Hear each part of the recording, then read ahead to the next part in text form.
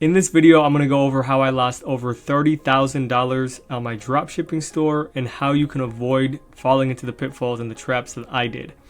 Over the past, I would say 3 to 4 years of my dropshipping journey, there have been several really valuable lessons that I've learned, and it's crucial that I share them with you in this video so that you do not fall into the same pitfalls as a beginner, because you just don't know what you don't know until you've already overcame and faced those struggles. And that's what I'm going to help you do in this video. Almost everyone that I've seen on YouTube, they always flex their accomplishments, their numbers, which is great, but it's hard to learn from that because that's kind of the positive sides of the dropshipping business. Nobody really tells you all of the mistakes that they made, all the money that they lost, and the learnings that came from it.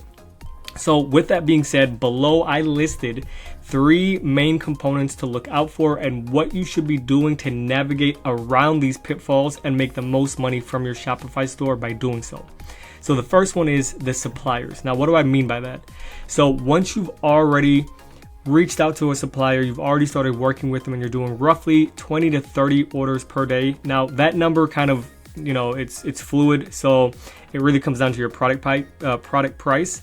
But the main thing is, once you're doing solid, consistent orders per day, you need to be renegotiating with your supplier. So what that means is, because you are doing much higher order volumes from when you originally had them quote when you're first testing the product, what the supplier can do, and they likely are already probably doing this if you're doing 20 to 30 orders consistently, but once they have seen consistent orders from you, they will start bulk ordering your product in higher quantities to their warehouses or their fulfillment centers.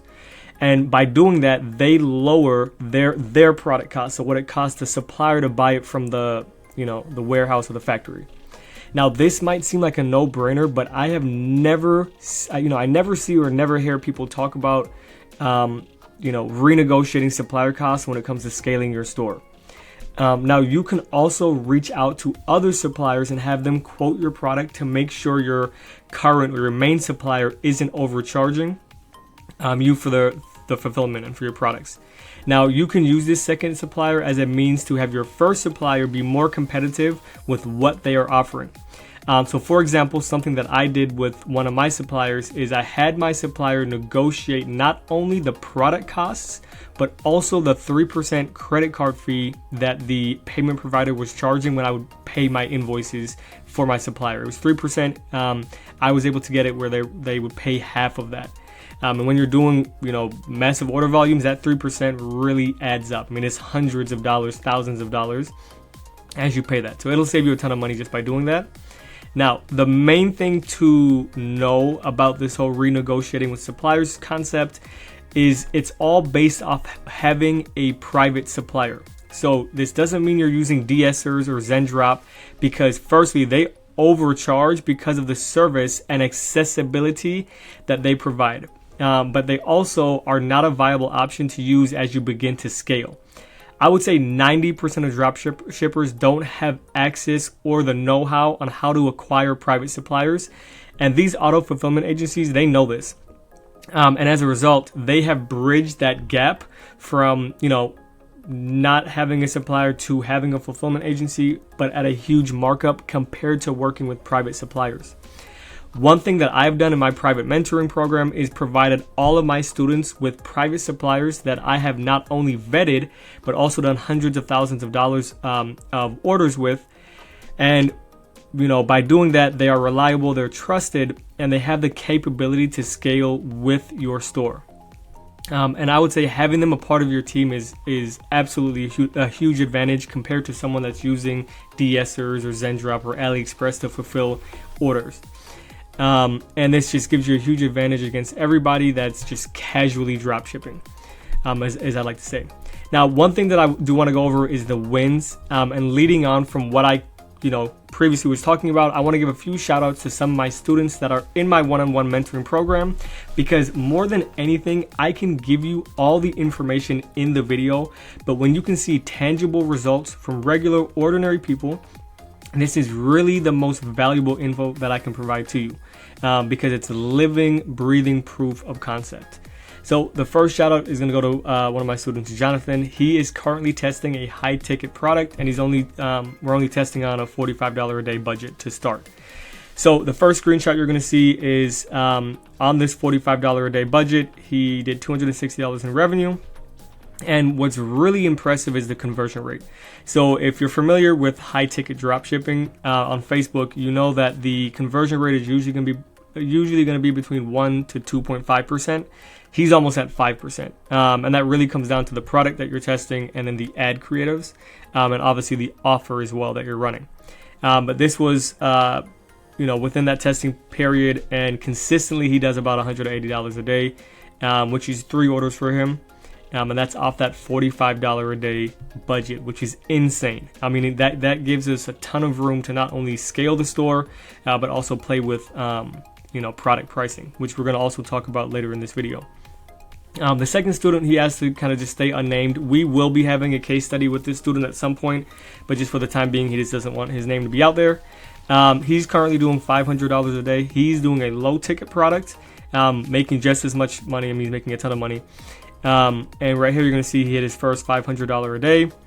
Another thing to note is the conversion rate. I mean, the conversion rate is almost 8%. And that really comes down to, again, the product that you're running, the ad creatives on Facebook, and the offer that you're running. And you're going to see that right here. And then he consistently does $450, I would say, to $500 a day at this point. And then the last student, his name is Carlin. You've probably already seen the case study that we did, but we did a full, almost hour-long video case study where we kind of detail what we did to take him from $0 to $44,000 a month. So definitely worth a watch after this video. But I think it's really important for me to provide those tangible examples because it's more than just me giving you a bunch of info in this video. It's, as I mentioned before, it's breathing, living proof of concepts of what I'm talking about. So the next thing is the product price testing. This is kind of the next pitfall that you want to avoid. So I've gone over product price testing pretty extensively in other videos that I've done, but kind of a broad overview is adjusting the product price until your CVR, which is your conversion rate, can no longer support the pricing increase. So for example, if you increase your product by $1 each day until you see your CVR, conversion rate, take a massive dip, that's when you know you've maxed out your product's perceived value. Now, the perceived value is what a customer is willing to pay for the value that your product provides or the value that your product, perceives. Now, for low ticket products, which is usually $20 and below for what you're selling them for, you want to be doing price increases of $1 increments. And for high ticket products, which generally is $60 plus in my book, you can do $5 increments. The reason why we kind of segmented is because with low ticket, you're charging a much lower price for your product. So you have to do $1 increments. If you do $5 jumps, $5 of a $20 product is a quarter of the price of the product. So it's not viable to, make that massive of an increase, where you can do that with a higher ticket product. Now, price testing isn't just for your main product. It also is going to go for your upsells. So constantly testing the price adjustments allow you to maximize the most money from each customer that buys from your store, which, is a good transition to the actual upselling structure component of this video. And we're going to really dive super deep into this. So generally speaking, the way I personally structure my upsells and teach all of my students to structure them is as follows. I want the customer to basically see some form of upsell on every single page that they visit on my store. The more opportunities that you give your customer to buy something, the higher chance that they will buy something and you're going to make more money. It's just super simple. It's as simple as that. Now, the first place that I display an upsell is on the product page. You always want to have product page bundles that incentivizes your customer to buy either the second or third bundle option, because that's generally where you're going to make most of your money from this upsell. Usually I try to centralize my customers to the middle bundle because human psychology dictates that we never want to be an outlier. We always naturally want to gravitate and be right in the middle. So you just need to give the customer a good reason to act on their instinct, basically. And then naturally, you will have all of the excess customers that go for the first or third bundle, which are the outliers. Now, the second spot, and this is really where your AOV can make a massive jump, is the pre-purchase upsell. Now, an AOV is average order value. If you're watching and don't know what that means, but this will be a pop-up as an upsell option when the customer clicks the add to cart button. And if it's set up correctly, roughly 40 to 50% of your customers will take this upsell. In some cases, I've seen it even go up to as high as 70% take rate on the pre-purchase. But essentially, this just pads your AOV. And it really should only be implemented after your product already has a proof of concept, because the pre-purchase upsell can affect performance if it's first added too early or if it's added incorrectly. So it's really important that this is done after you've already have a proof of concept. You already know that your product is for lack of a better term, a winner. Now, the last kind of spot that I have upsells is the post-purchase. And this is essentially after the customer has already purchased the product. It's between the point that they the checkout page and the thank you page. And really what this is going to do is it's just going to pad your AOV. And naturally, it's going to have a much lower take rate. So the take rate roughly will be about 15 to 30%. But again, all this is doing is just padding your AOV. It's going to increase your average order value, obviously depending on what you have it priced at, by $2 to $3. So it's super important to have.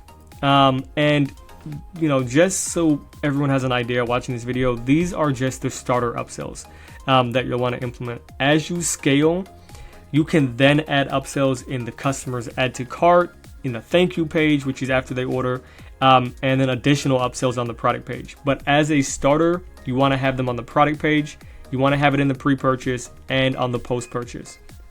Now, watching these types of videos are great, but if you don't take action, it doesn't really matter what I'm telling you in this video, because you're not acting on any of the information.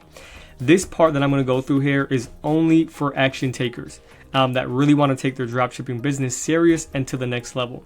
If you need someone to hold you accountable, give you direction, and ultimately provide a proven to work strategy and system, schedule a one-on-one call with myself personally. And what we're going to do in that call is I'm going to figure out what your current struggles are. I'm going to get to know you more as a person, and ultimately I'm going to give you a solution to your roadblocks and give you the blueprint and what I can do to help with your roadblocks. So if you feel that you could benefit from that, schedule that call down below in the description, and we'll see you there.